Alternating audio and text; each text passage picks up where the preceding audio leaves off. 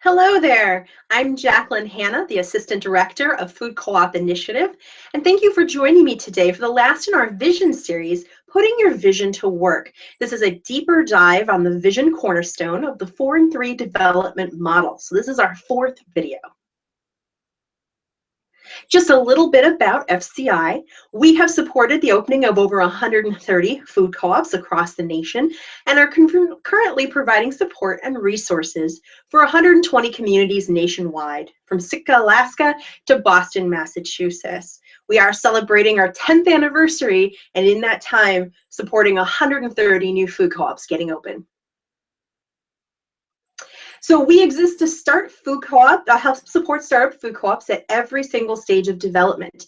You can call us at any time or email us at info@fci.coop. Sign up for our mailing list and take a look at our extensive free resources at our website. They're on the page for you, and all of our resources are free to you. We're able to make those resources free due to our sponsors. Thank you to the USDA, the Blooming Prairie Foundation, National Cooperative Grocers, NCB, the National Cooperative Bank, Cooperative Foundation, the Cooperative Fund of New England, and dozens of the United States, as well as individual donors. Thank you. You make this work possible. Today's video is Vision, putting your vision to work. It is part of a 4-part series. If you have missed number 1, 2, or 3, they're there on the screen. We first did components of vision, vision process, and using input in your vision to create your vision. These are all available at our website as well as on our YouTube channel. Those are the YouTube channel addresses there, or you can look them up by their titles. So make sure you've watched those first. This last one builds on the first 3. First, before we get started, as I say in all these videos, do you know the 4 and 3 model? The 4 and 3 model is the basis of all of our co-op startup support, and we are focusing on one of the main cornerstones today. If you have not learned about the 4 and 3 model, don't worry, we've got resources for you. Check those out there on the screen, the 4 cornerstones in 3 stages, part 1 by Bill Gessner of CDS Consulting, and part 2. They're both available on our YouTube page, and if you don't want to copy and paste those letters and numbers, just go to YouTube and look up the 4 cornerstones in 3 stages. That is the title, and you will see part 1 and part 2. Those are a great introduction to the model that we're going to then today dive in deeper on. So second, make sure you know what the vision cornerstone is. So we want to get that foundation built before you go into the nitty-gritties with me today of working on vision. So vision is one of our 4 cornerstones. You'll see it there in the upper left, the blue. And we have a video that actually outlines the whole cornerstone, and that's creating vision. That's actually at the CDS Consulting Library and features our Executive Director, Stuart Reed, as well as Bill Gessner of CDS Consulting. And that address is there on the screen. Take a look at that video and learn all about this one of 4 cornerstones called vision before you dive into the nitty-gritty work that we're outlining in this series of 4 videos where we deep dive on the vision cornerstone. All right, we're going to assume you did all that you know what the 4 and 3 model is, and you have an overview understanding of vision as a cornerstone, and you've watched our previous 3 videos. So let's put this vision thing to work. So if you remember from our first video, components of vision, vision is actually made up of mission, what we exist and for who, we exist to do and for who, our core values, how we'll do it, how will we execute on that thing we exist to do and for who, and vision, it's our big idea for delivering that mission and core values. So in our last 2 videos, we had a made-up sample co-op called Center Co-op Market. Now, keep in mind that every single co-op's vision is different and it reflects its community and is specific to its community. And we actually see 8 to 10 core themes that show up in visions of co-ops all over the nation and different combinations of those 8 to 10. So what I'm using here as an example are just some ideas from some communities of what their co-op exists to do. If you read this as we're working through it today and say, that doesn't reflect what I'm hoping to do with my co-op at all, no worries, right? Because remember, the vision, mission, and core values of every co-op are decided by you and your community and are specific to you. But let's read again about Center Co-op Market.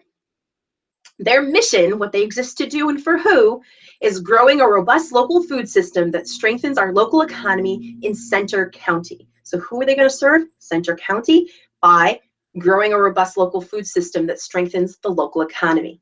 Clear, concise, but big, broad, and ambitious. Core values, they're going to do it by. So again, here's the outline of how they're going to do it. We're going to be diving a little more into their core values and how to put them to work in the next slide. And then vision, their big idea for delivering this mission and core values. We're going to open an 8,000 to 10,000 square foot full retail cooperative grocery store dedicated to our mission and values. So now that we've had a little time to remember our friends at Center Co-op Market, we're going to talk about how are we using this as a tool. They have this great mission. They have core values about how they're going to deliver it. They have a vision, this store that's going to deliver that mission and core values. Great. Now does it all just sit on your website? Not at all. One of its biggest functions is it becomes your filter for every single thing you do as a cooperative. So there's again, this little thing now, tip. These pieces, the mission, the core values, and vision are so important to what you do as a cooperative and as a board of a cooperative who's been democratically elected to uphold this mission, core values, and vision for your owners. Print it, laminate it. I'm not kidding. I actually know several startup co-op boards that have gone through this work, this really in-depth, meaningful work to create mission, core values, and vision. They print it out on a sheet and they laminate it and they give a copy to every board member. Some just have a copy or two they bring to every board meeting. But it's that important. This is your reference sheet. This is your guide for what you do and why you do it, that you always need to be checking back to. So let's take an example, though, a real life in the world being a startup co-op example. What could we do with the mission vision? When does it come up? Does it just sit in my binder now that I've got my laminated copy? Let's take an example. I call this insistent owner number 37. So this is an early owner, someone with who really cares about the co-ops and very involved, strong voice, and they say, I feel very strongly we must pay $20 an hour base wage, and we have to commit to that, or we're just exploiting our employees. And I want to know what benefits we'll be guaranteeing, or we're not being a real co-op. Now, this message came in, we're imagining, to a stage 2 development co-op who hasn't picked a location yet, who doesn't have a finalized financial pro forma yet. But clearly, this is a passionate message for an owner. These often throw you off kilter, right? You get these passionate messages from an owner, you think, we have to respond immediately, and they're an owner. We need to make sure we're absolutely meeting what they're hoping for in their goals. Well, let's pause. First, you're right. Owners have a right to be heard and for their perspective to be considered in board decision making. So absolutely read this and listen. But remember, no one owner gets to speak for hundreds of owners. You have hundreds of owners, maybe thousands by the time you open, and the collective owner voice is manifested through the mission, core values, and vision. People became owners because they believed in that mission, core values, and vision. And that mission, core values, and vision was created to reflect the community's input. So that is the collective voice. It's important to listen to individual owners, but we have to filter those individual voices through the collective one that we've been charged to serve. So let's get out your filter. Okay, so in our example, there's our letter from our concerned owner. So you can see the letter I wrote back. Look how, and this is just a start, and this is just the words I picked. You can approach it differently. Remember, if you're a board or steering committee, you're a group body and you speak with one voice. So you're not going to respond individually to this individual owner. You're going to respond as a group. So with one voice, we are going to do it by filtering what they said through our mission, core values, and vision. In this case, mostly core values. So they've talked about one of our core values, actually. One of our core values is offering a strong local jobs where staff has a voice. So one of the other ones, though, that's really important that might be in conflict with the very specific way that this particular owner is demanding that we offer those strong local jobs where staff has a voice, is that we've also promised and made a core value to our owners that we will run a fiscally sustainable cooperative grocery store. Because we've made a commitment to them, we will run in such a way that we will be here for decades to come to serve this community, right? So how do we take this core value that this owner has said, I really want to know that you're going to specifically deliver on this core value in this way when you're early in your development process, and also reflect the core value that it might be in conflict with, that is also a strong part of your owner community voice about what the co-op is. So you filter through, and what I came up with here is one of our core values at City Center Co-op is offering strong local jobs where staff has a voice. We believe this is a powerful reason your 291 fellow owners have become a part of the co-op. We agree with you that staff treatment is a key value of our co-op.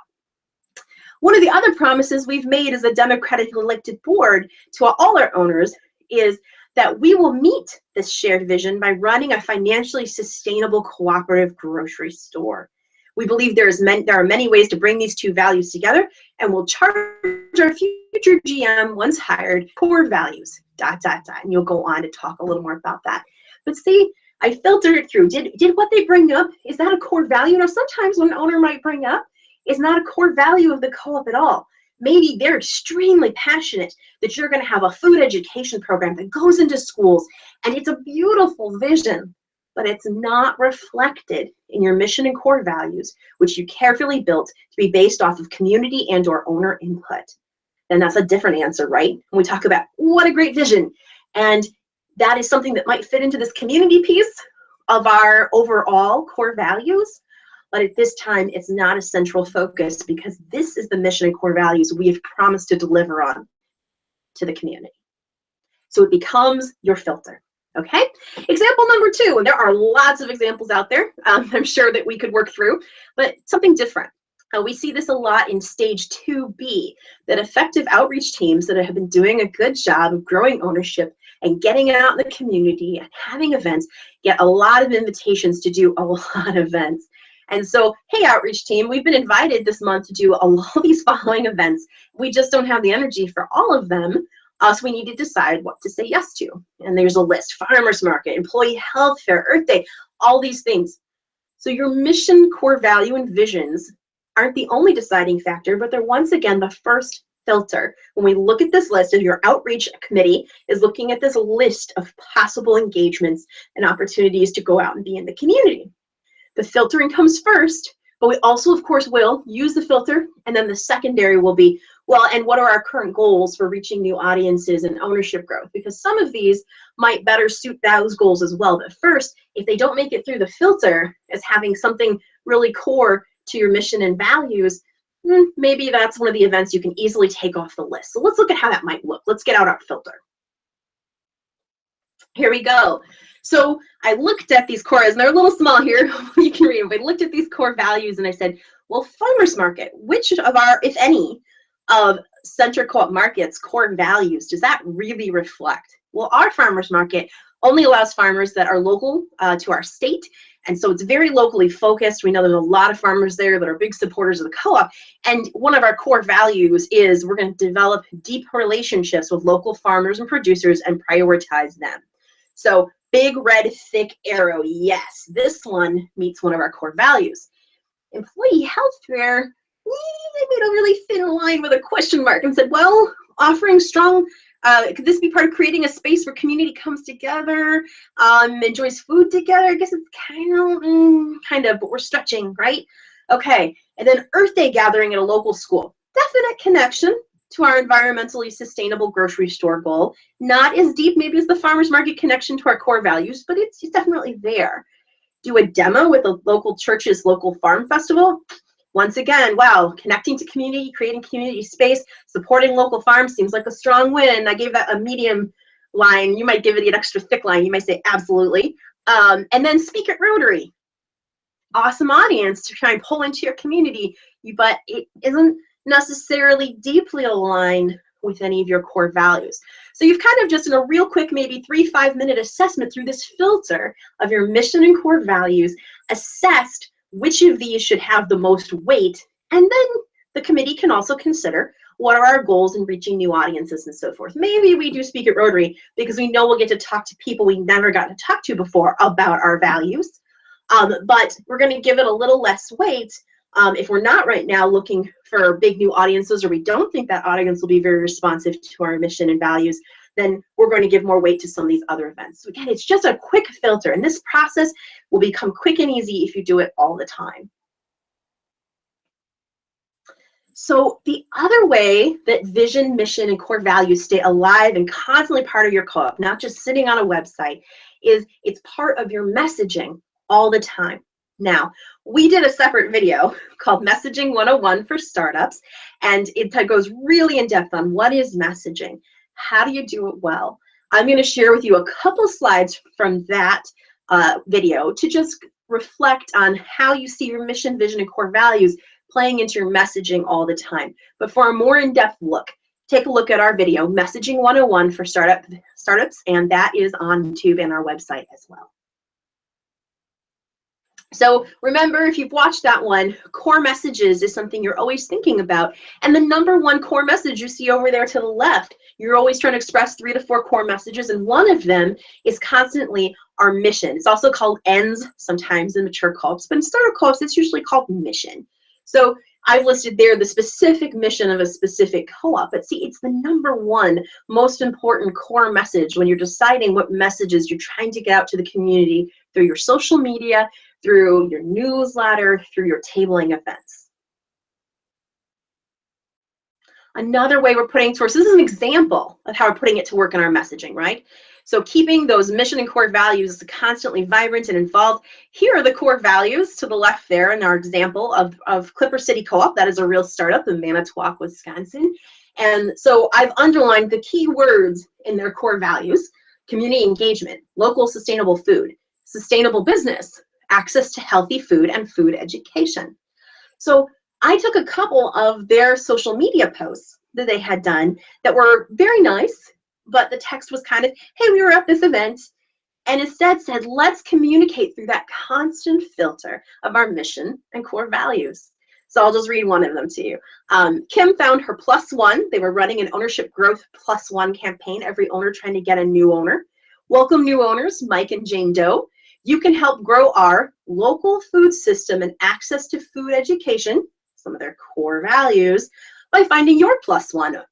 Everyone who signs up a friend as a new owner this month gets a $10 gift certificate for Roadrocks Flowers. Local business, and they had said we want to cultivate local business and community engagement, supporting their local co-op. We love it. So every message can be filtered through these core values and mission. And what happens when you do that, when you find ways to sneak in your core values and your mission into everything you say, just a little bit, you don't have to fit all of them in at once, but a little here and there, you constantly reinforce why the co-op exists, why it's exciting, what need it meets for your community, and people get more and more excited and clear on your identity and what you do. And that eventually leads to more owners, more investment, and getting your doors open. So the #1 most important thing you do with this tool that is your mission, values, and vision, speak them. I can't tell you how often I can go to a startup food co-op and say, tell me your mission or your core values, your vision, anything. And I get kind of an uncomfortable mouthful of random words because there isn't alignment and memorization and awareness of what that mission and core values are. Sometimes, often, because they're kind of unfocused and hard to say. But if you've run through our process for mission and core values, they're hopefully clear, direct, and ones you're passionate about, your community's passionate about, they become easy to trip off the tongue. I really encourage you, speak those mission values and core values and vision out loud at the beginning of every board meeting, every committee meeting, and every owner meeting. State them out loud again and reaffirm your commitment to them. It makes a difference. when you're talking to anyone about the co-op, as a key volunteer or board member, which I assume you must be to be watching this video, you want those words to be able to trip off your tongue, to really be easily and clearly able to say why we exist and how we're going to do it. Okay? And tabling. Make sure everyone who tables knows these. Put them up on your table. Have your designer put them into an attractive 8.5 by 11 that you can post on your table. Make sure you're using it as part of training your volunteers so they feel confident saying what the co-op is every single time. And we're going through the same filter of our mission and core values that will lead to a lot more success for our co-ops. So real quick, you don't have to speak them all the same way though. I have had a few groups say, do we have to memorize this? Well, first, if your mission and core values are so long that you're intimidated by memorizing them, like you're really not certain you could, you might want to revisit them and make sure that they're clear and concise enough. But you have to memorize them word for word. I'd say no, absolutely not.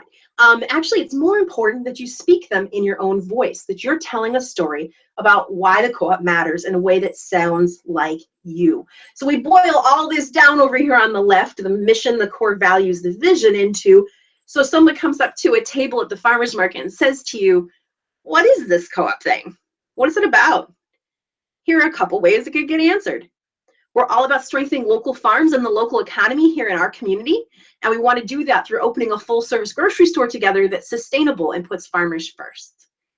Or we're building a community-owned grocery store where we can come together, offer good jobs, and take good care of our local farmers. It's really all about strengthening our economy in Center County.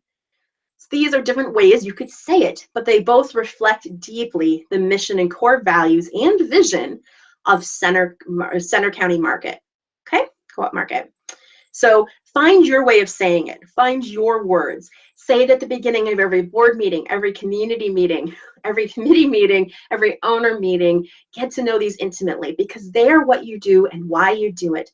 And without that clarity, you're not going far fast with your ownership growth or your development as a co-op. So that actually concludes our vision series. That was about putting that vision to work. I hope you've watched the entire series of 4. If you've had any additional questions that come up, I'll tell you in a minute how you can contact me about that. But first, I want to make sure you don't miss our next webinar. We're changing tracks. We've been deep in the 4 and 3 model and the philosophy of how to apply vision. Now we're going to talk about data basics. We've heard a lot from all of you about not being sure what databases to use, how to share information, where to put your owner information. Oh my God, recording owner share price payments, what to do. There's so many different ways and so many different pieces of data. So in today's world, data rules, and there are a myriad of tools and technologies out there that could help you manage it for the ever-growing roles of member owners, capital campaigns, and volunteers. In this webinar, our presenters, Joel Brock and John Purdy of the Tech Support Collective, will help you uncover some of the most popular and effective tools out there right now and offer some tips on selecting the right ones for your needs and employing it with great effect for your startup co-op. So this one's going to be a live webinar, which we're excited about. We hope you'll watch live and send in your questions for Joel and John. It will be Tuesday, December 13th at 1 p.m. Central Time. But as always, if you miss it, we'll be putting it up on YouTube. So thank you for watching today. I'm Jacqueline Hanna with the Food Co-op Initiative. If you have any questions about the materials in this video today, please don't hesitate to contact us. We'd love to hear from you. This is the phone number right there for our Food Co-op Initiative, our main line, as well as my email address, jacqueline@fci.coop. Thanks for joining us today. Have a great week.